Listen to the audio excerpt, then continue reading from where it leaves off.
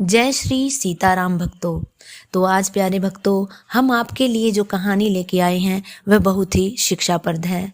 और यह कहानी कोई कहानी मात्र ही नहीं है, यह लिंग पुराण से ली गई एक कथा है, जिसके माध्यम से आपको पता चलेगा कि दरिद्रता कहाँ कहाँ निवास करती है।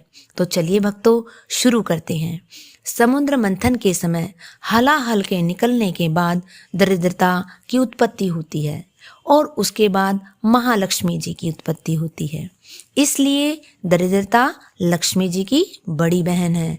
दरिद्रता का विवाह दूसरा ब्राह्मण के साथ हुआ और विवाह के बाद मुनि अपनी पत्नी के साथ विचरण करने लगे। लेकिन जहाँ भी वेद पाठ होता, हवन और भगवान का नाम लिया जाता, वहाँ उन दोनों को कान बंद करके भागना पड़ता था। उन दिनों धर्म की चर्चा तो हर जगह होती ही थी, अतः वे दोनों भागते भागते थक गए।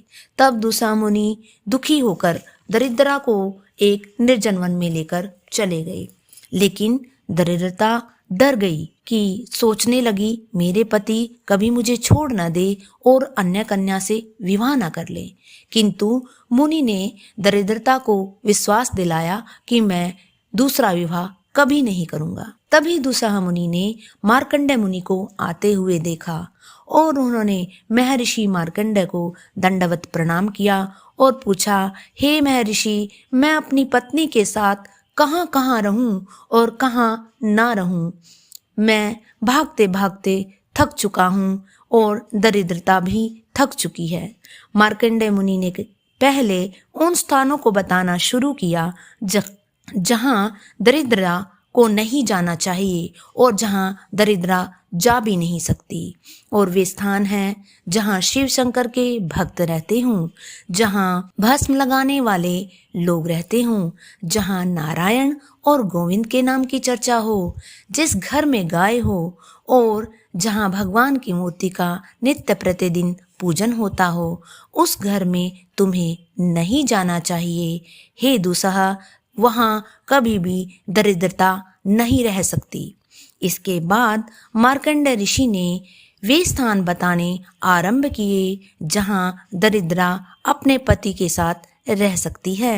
और वे स्थान इस प्रकार हैं, जहाँ पति पत्नी का नित्य झगड़ा होता हो, जहाँ भगवान के नाम की निंदा होती हो, जहाँ हवन जप पूजा न होती हो, जहाँ माता पिता बच्चों को दिए बिना पहले स्वयं ही खा लेते हों, जिस घर में कांटेदार वृक्ष होते हों और जिस घर में ताड़, इमली, खैर के पेड़ उगे हों, जिस घर के लोग स्नान न करते हों, दांत साफ न करते हों, गंदे वस्त्र धारण करते हों, इस तरह के घर में दरिद्रता आराम से रह सकती है। संध्या काल में जहाँ लोग सोते हों, जहाँ लोग जुआ खेलते हों, उन घर में दरिद्रता बड़े ठाठ से रहती है। तो भक्तों, इस तरह से इस कथा से हमें यह पता चला कि दरिद्रता कहाँ रह सकती है और कहाँ वह कभी नहीं जा सकती।